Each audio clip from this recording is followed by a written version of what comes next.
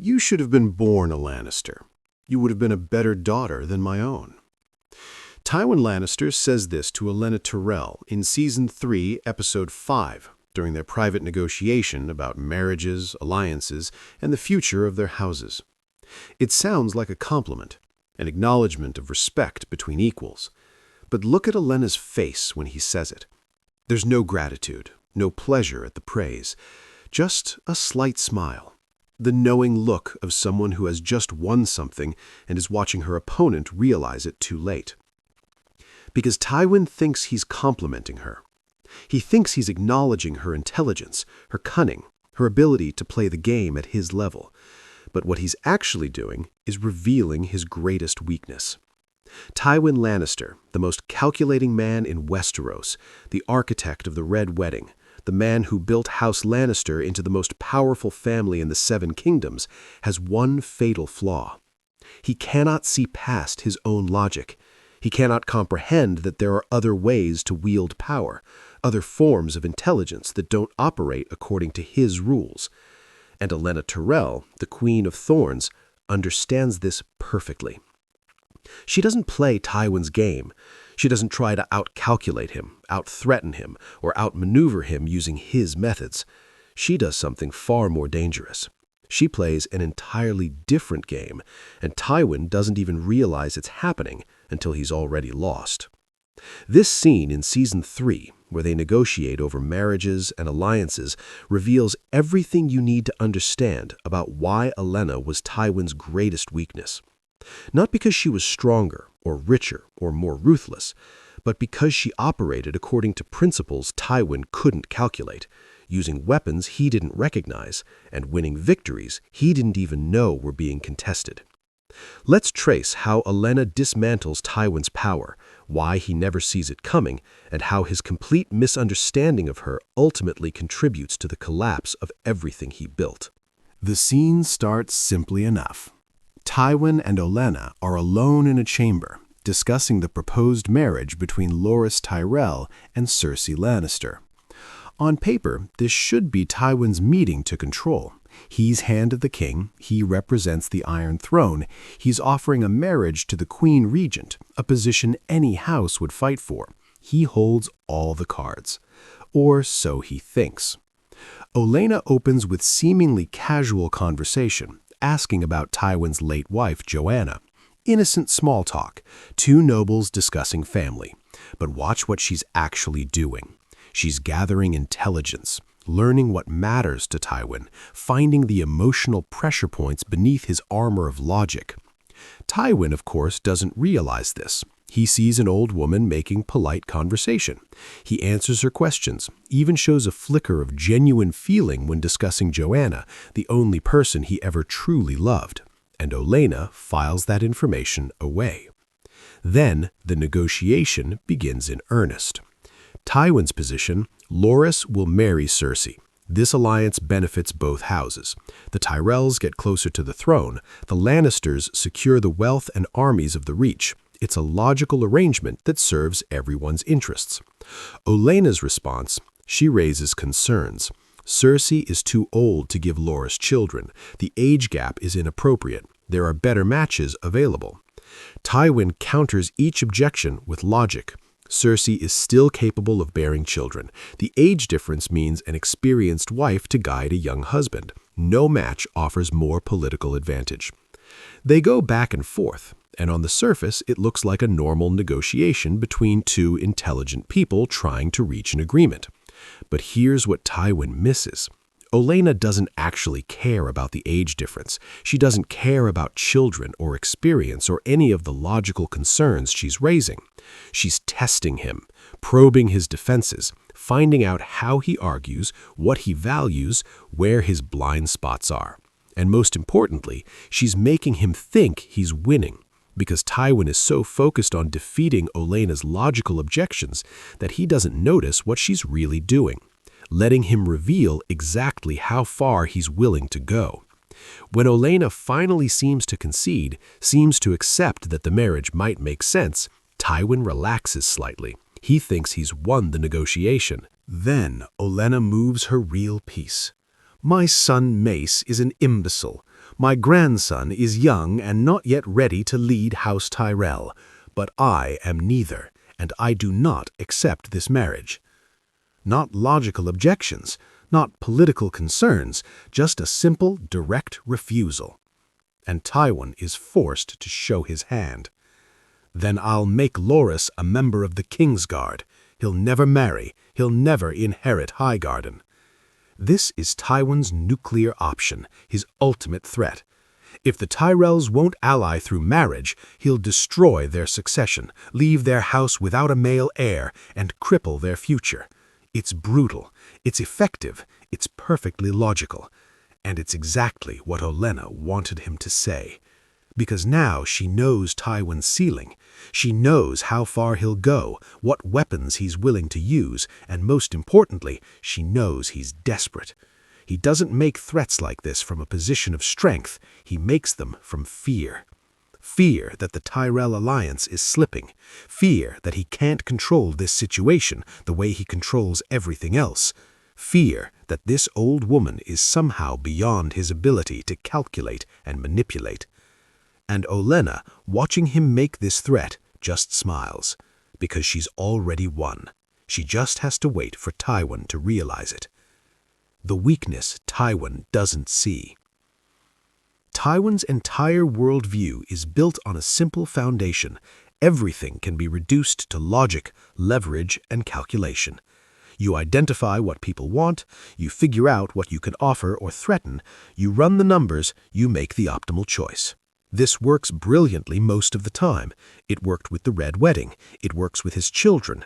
It works with lords and ladies who operate according to the same basic principles: self-interest, family legacy, fear of consequences. But Olenna doesn't operate according to these principles. Or rather, she does, but with layers of complexity that Tywin's brutal logic can't process. Tywin sees an old woman trying to protect her grandson's future. She wants Loras to inherit Highgarden and continue the Tyrell line. Therefore, threatening to make Loras Kingsguard should force her to accept the marriage to Cersei. What Olenna actually wants is to position House Tyrell as close to power as possible while maintaining maximum flexibility and minimum risk. She doesn't just want Loras to inherit, she wants the Tyrells to survive whatever chaos is coming, and she's willing to sacrifice short-term advantages for long-term security. When Tywin threatens to make Loras Kingsguard, Olenna doesn't panic. She doesn't argue, she doesn't try to out-threaten him. She just shifts the game entirely. You're a clever man, but you've gotten yourself into a terrible situation. You're not as clever as you think you are. This is not something anyone says to Tywin Lannister, not if they want to live, not if they understand who they're dealing with. But Olenna says it calmly, almost kindly, like she's explaining something obvious to a child who hasn't figured it out yet. And here's Tywin's weakness. He cannot conceive that she might be right. He's spent decades being the cleverest person in every room. His logic has never failed him. His calculations have won wars, built dynasties, crushed enemies. So when Olenna tells him he's not as clever as he thinks, he doesn't consider it seriously. He assumes she's bluffing, trying to save face, making empty threats. He doesn't realize she's telling him the literal truth. The game Olenna is actually playing. While Tywin is focused on the marriage negotiation, Olenna is playing a completely different game. Tywin's game: secure the Tyrell alliance through marriage, control the pieces on the board, maintain Lannister dominance. Olenna's game: position the Tyrells to survive regardless of what happens to the Lannisters. This is the fundamental difference between them, and it's why Tywin never sees her coming. Tywin is playing to win the current situation. Olenna is playing to survive the next 10 situations. Tywin is focused on control. Olenna is focused on flexibility. Tywin believes that if you have enough power, you can force outcomes. Olenna believes that outcomes are unpredictable, and the smart move is to position yourself to benefit no matter what happens. Look at what Olenna does in the months following this negotiation. She agrees to marry Loras to Cersei. On the surface, this looks like Tywin won. He forced her hand with his Kingsguard threat. She backed down. But she also negotiates something else. Margaery will marry Joffrey, not just be engaged to him. The wedding will happen soon. The Tyrells will be tied to the throne through the Queen, not just through an aging Cersei. She observes Joffrey closely. She sees that he's a monster, cruel, unstable, dangerous. She realizes that having Margaery married to him is a long-term disaster. She makes a decision that Tywin, with all his logic, never anticipates. She kills Joffrey. Not with armies, not with political maneuvering, not with anything Tywin would recognize as a strategic move. She poisons the king at his own wedding, in full view of thousands of people, in a way that implicates the Lannisters' enemies and walks away clean. And suddenly, the entire game changes. Joffrey is dead. Margaery is a virgin widow. Cersei never marries Loras because with Joffrey dead, the political landscape has shifted. Tommen becomes king. Margaery marries Tommen instead, becoming queen again, but to a much more malleable, controllable boy. The Tyrells get everything they wanted: proximity to power, influence over the throne, safety from Joffrey's madness, and they do it by breaking the rules Tywin thought everyone was playing by. Tywin spends the rest of his life trying to consolidate power after Joffrey's death. He never suspects Olenna. He never realizes she eliminated his grandson to improve her own position. Because in Tywin's worldview, that move doesn't make sense. It's too risky, too unpredictable, too dependent on chaos.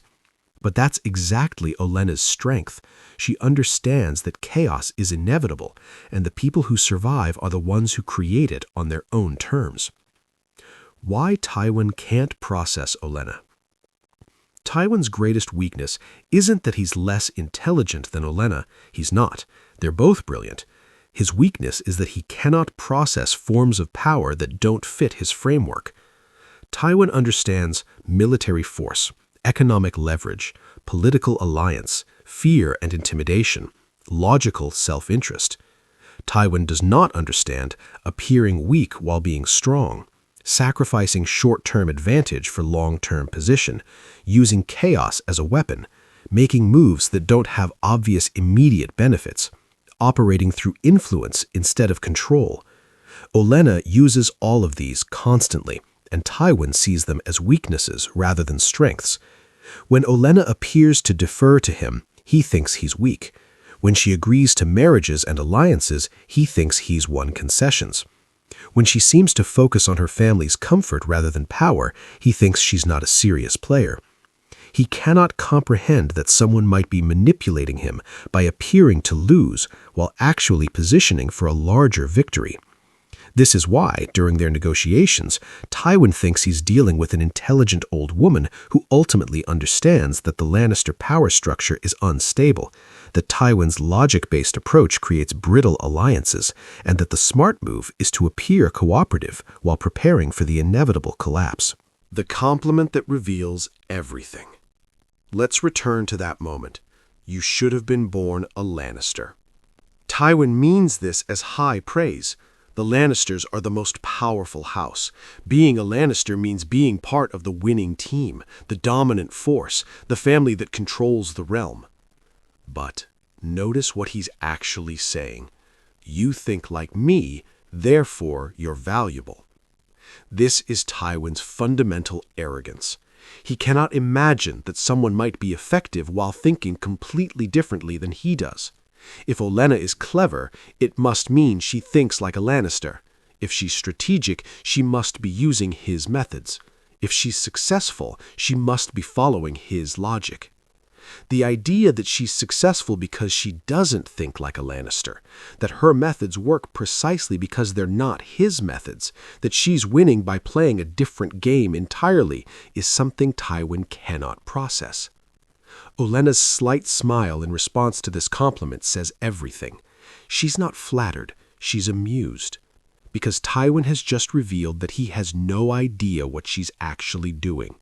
He thinks she's playing his game well. He doesn't realize she's not playing his game at all.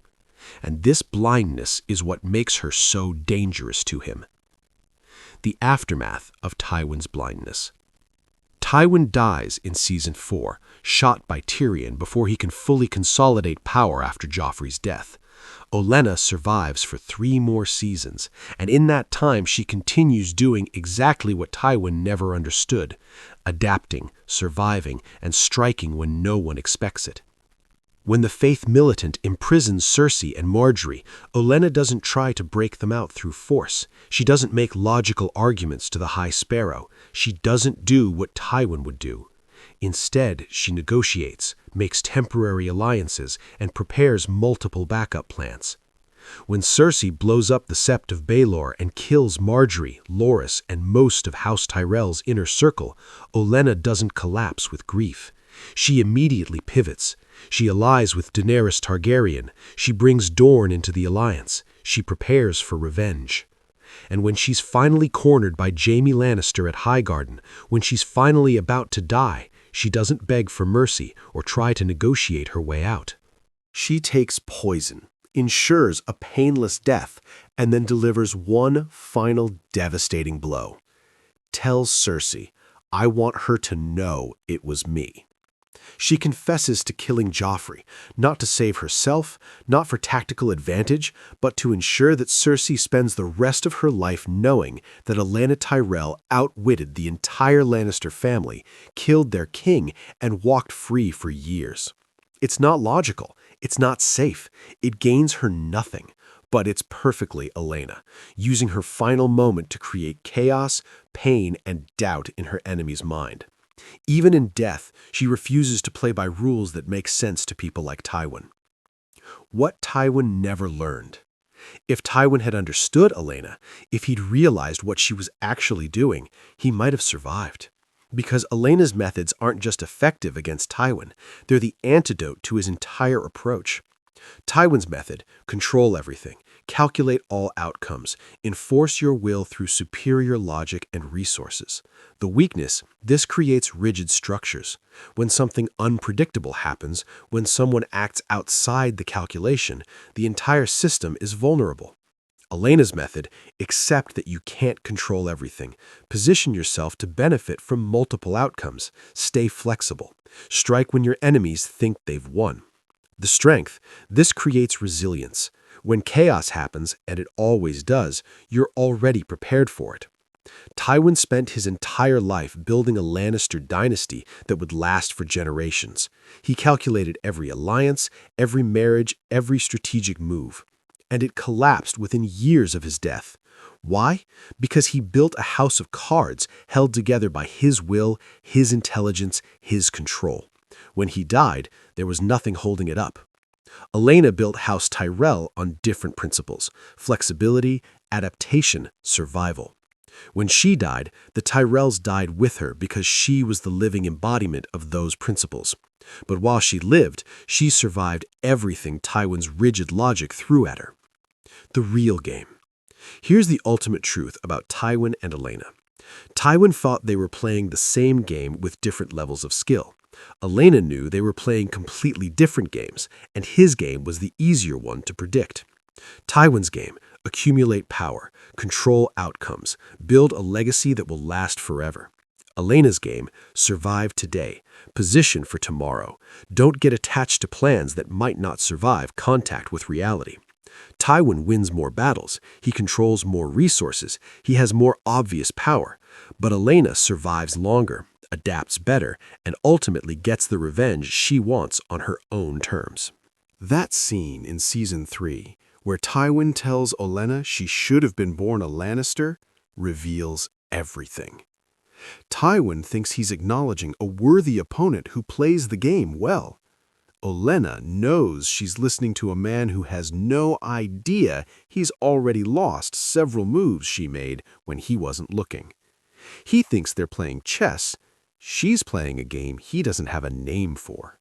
And that's why she was his greatest weakness.